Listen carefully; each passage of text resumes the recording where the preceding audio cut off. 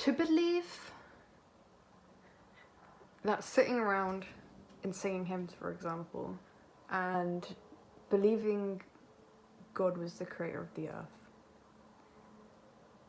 I'm not going to get into how many things I think are fucking strange, can be strange, about certain aspects of Catholicism, for example. I went to church the other day. Yes, it was triggering. Yes, I had to leave.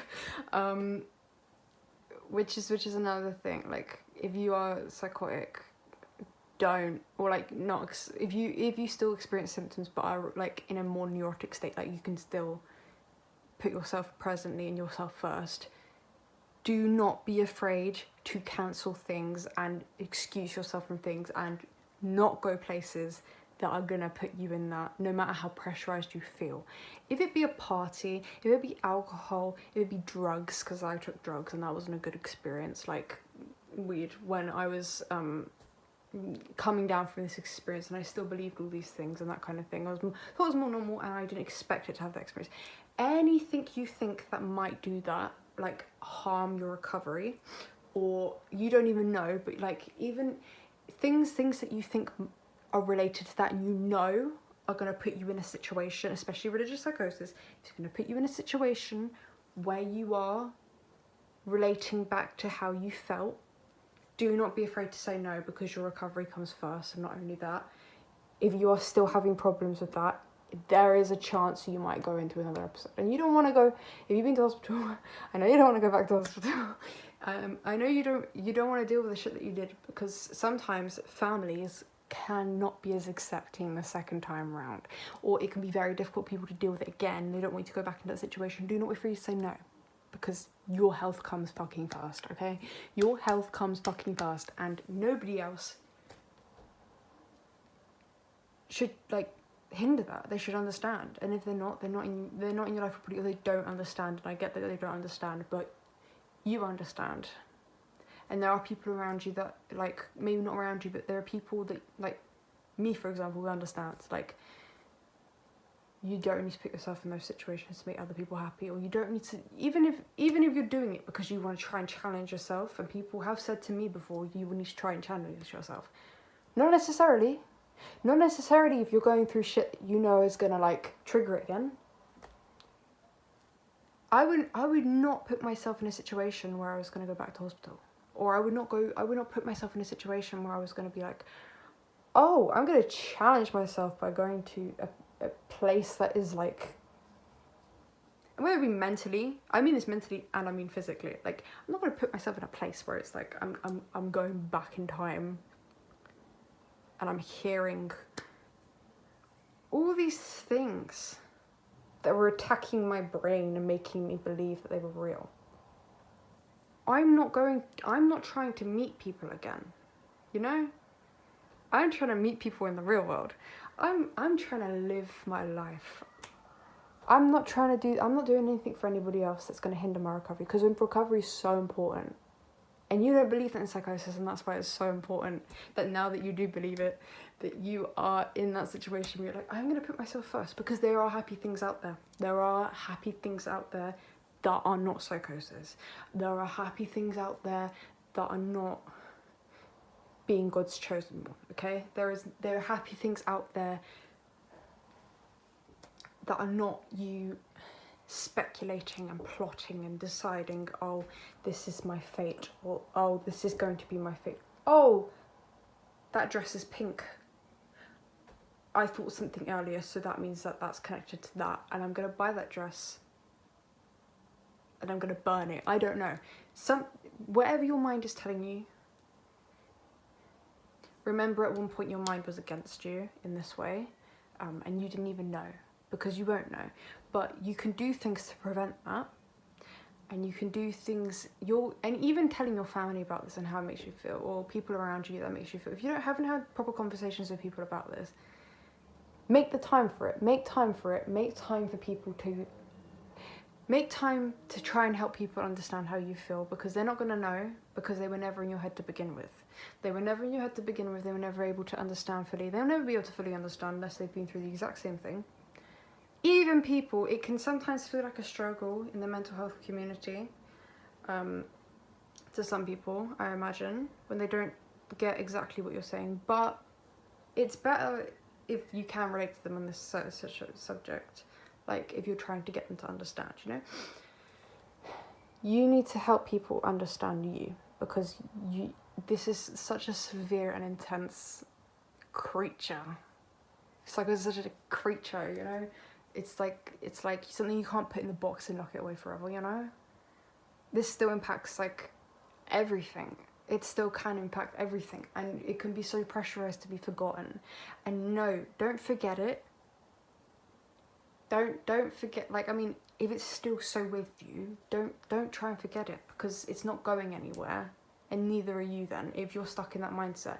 Obviously you can, in theory, move on. You can move on in certain ways, but to help people understand you is to help understand yourself in a way. Because when you're making people understand you, if you're saying for the first time, this is how I need you to be around me in certain ways. I need you to not try and take me to this situation. I need you to not take me to this place, but I can go this place with you. Those are steps in the right direction. Those are steps to reforming your life and reclaiming it in the way that you want, not how your illness wanted you to do it. And that's important, because you need to feel in control. Because if you've been in control, if you felt like you're in control of so many things in a way, think about it. If you have been in control of your life in a way of seeing everything in a sign, so you take control of it, I need to buy it, like you control the narrative, things are being controlled in your life. You also in a way are controlling the narrative of how you're doing things. Like, because God said this to you, your narrative now changes to this, you're controlling that, you're making it that, and nobody else is listening to you. They can't control what you're doing, because you're controlling what you're doing. Because your mum said to you, you need help, or I don't believe this isn't real. You feel the need to control that situation, and you feel the need to tell her no. You don't know what you're talking about. I know what I'm talking about.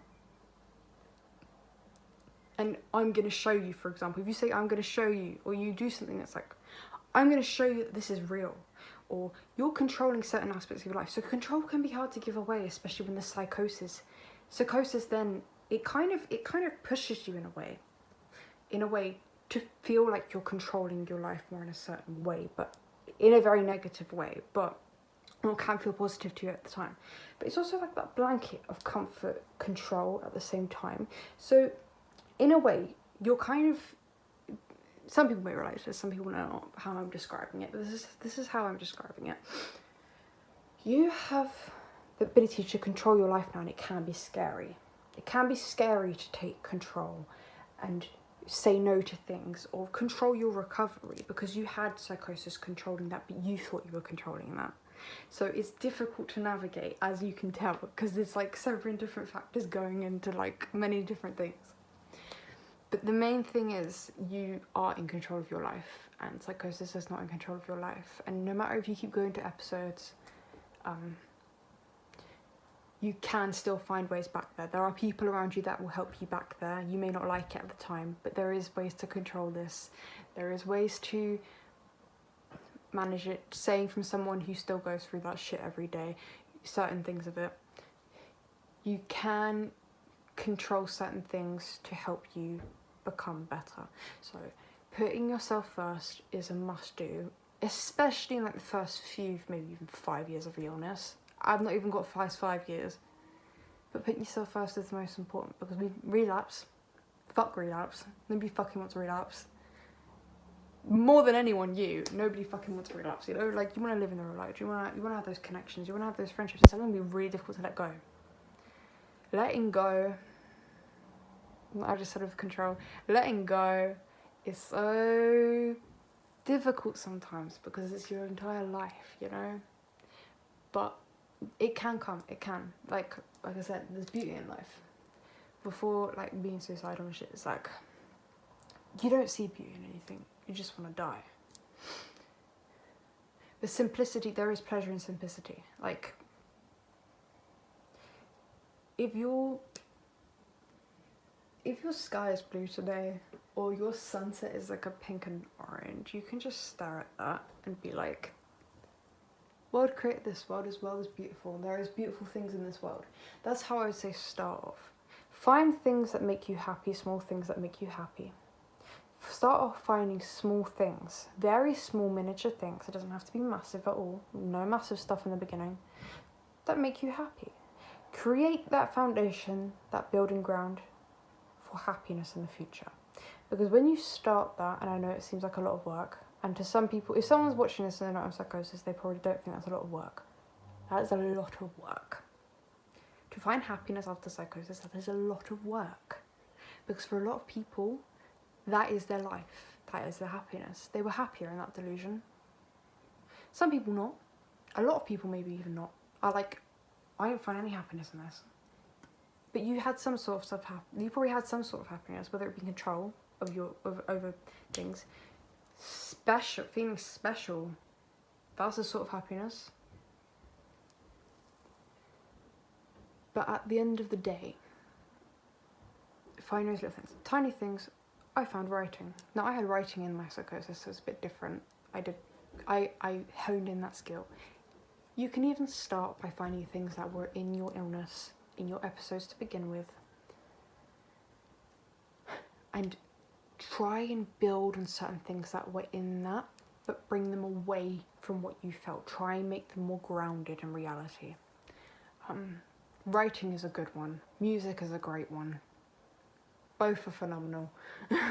Reading for some people, although when you're doing reading, I'd say be careful. Be very careful on what you're deciding to do. If you're not there yet, if you're not in the recovery point yet, where you're like, this is for me, be very,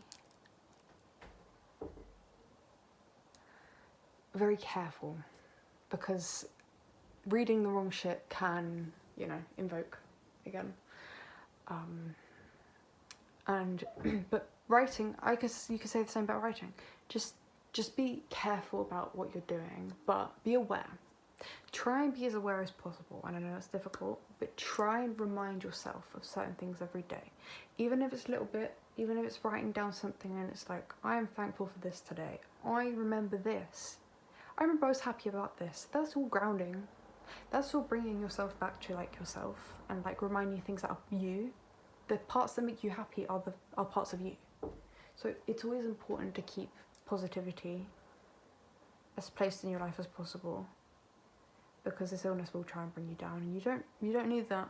Nobody needs that.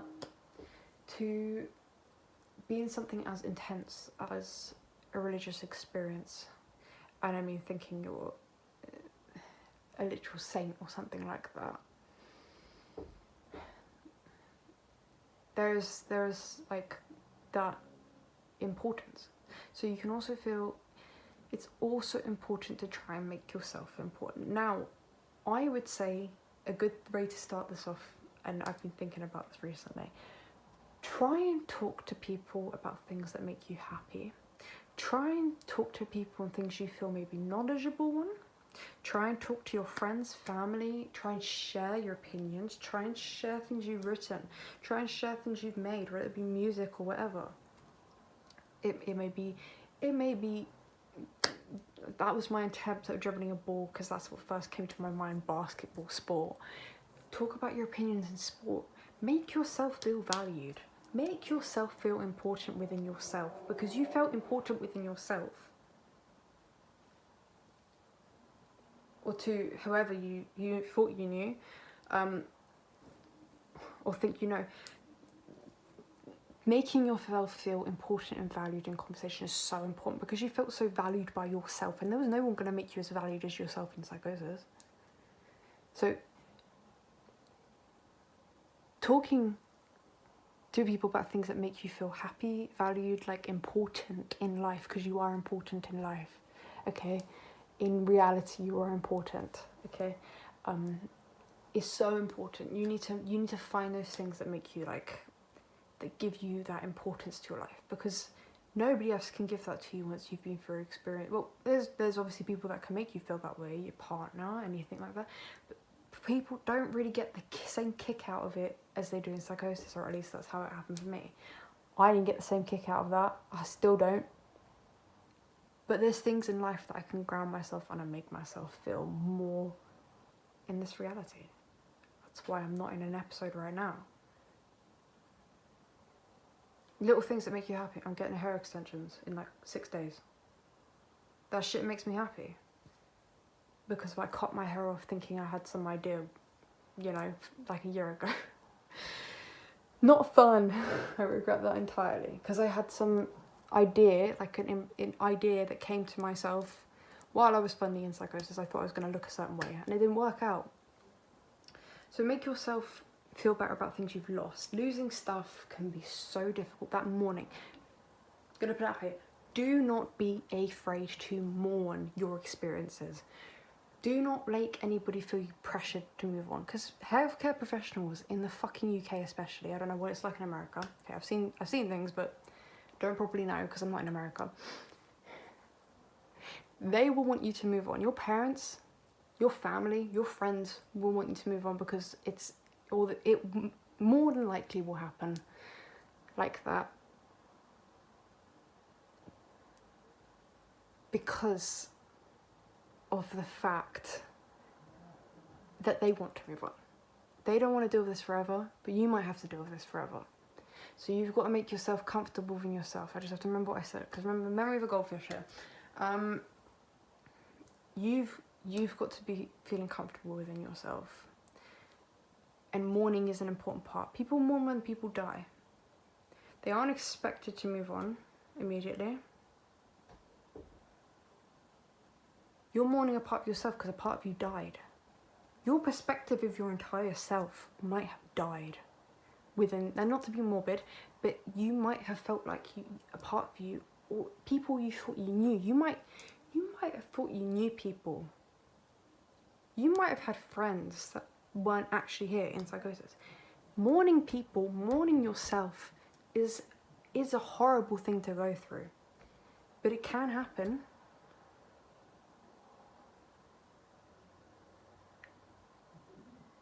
It's like bringing it back to religious psychosis, people might mourn losing a religion, for example. Moving on to the next stage in their life. This in itself might feel like having another religious experience, because you're like, fucking hell. I'm mourning a religion I once had. Your psychosis could feel like a religion that you had, and most of the time it does feel like a religion you have. Whether you have a name on it, you might experience several different religions. And that might be mourning your religion. You know, what your belief system is. Your belief system can be considered you. What you believe in, is your self-value, you know? So mourning it is okay. It's okay to take that time. And be yourself, mourn the death of yourself, to resurrect, to not to put it in that analogy, but to get ready for you to grow and bring new life into your life, bring new ideas, fresh ideas, bring new things, and even small things. Bringing new things into your life. I'm sorry, I'm looking more whack as this is going on. My hair is horrible right now. Bringing new aspiration into your life is so important, and you need to take time for yourself. Is essentially this video is saying, and I don't know how much I'm going to put in this video of what I've said before, and it might not all talk about religious psychosis. It might be talking about like certain things moving on, certain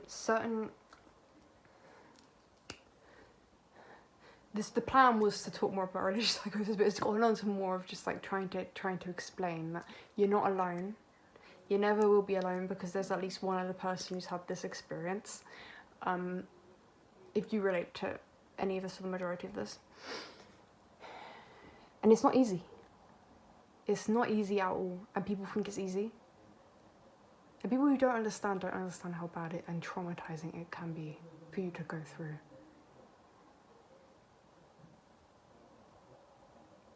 But at the end of the day, it's not you. It may feel like you. Deep down, it may just feel like all of you. It may feel like every part of you was shadowed in this experience. You are you. You are different to psychosis. You're not the same person, because it's not even a person. It's there in your brain. But there are ways to get past this. There are ways to move on. There are ways to, I know I just said move on, don't feel like you have to move on, and I'm not saying move on, like, people may take entire lives to move on in some way from this. Don't feel like you have to rush, but there are ways to live your life besides this. Have friends, have connections that may not, even people who may not fully understand you, but they're people that want to be there for you. And you shouldn't feel like you have to cut off those opportunities just because of what's happened to you. Because you're worthy of that. Everyone's worthy of having that fucking love after that. Especially after that. So, I'm going to be making more videos on this most likely. Because it's an important topic and I've been through it. And like I said, you have to find something you're knowledgeable on. You have to find things you're more knowledgeable on. I'm not speaking clearly. But that's one of the things I feel knowledgeable on. The experience of it and how it feels and that kind of thing. And this is me taking my own advice, because there's so many things I don't feel knowledgeable on. There's so many things that I just like, I'm like, oh, I'm shit at, or I'm bad at, or I don't have enough knowledge to talk on it, so I can't debate it, or I can't talk about it in detail. And I want to, and sometimes I feel like weird talking about it, and it's like, at the end of the day, you live through an experience where you're talking to yourself and debating yourself and giving advice to yourself, and you've been listening to that shit like it was God's chosen word, because you thought you were God's chosen word. So at the end of the day, if you can take your own advice and you think it's something to live upon, why the fuck wouldn't you take more of it? Or like, why, like, certain aspects of it, obviously not all of it, but like, there's always like certain truths, you know, like out there. And it's like, you live once. You feel like you've really lived one entire life. You lived entire experiences. Be kind to yourself, because you deserve it. I had someone tell me that not long ago. I was like fucking going for an episode type thing, and I was like, and they were like, be kinder to yourself. It's like, it's such an important thing, especially when going to an experience. Don't be so hard upon yourself. Things happen.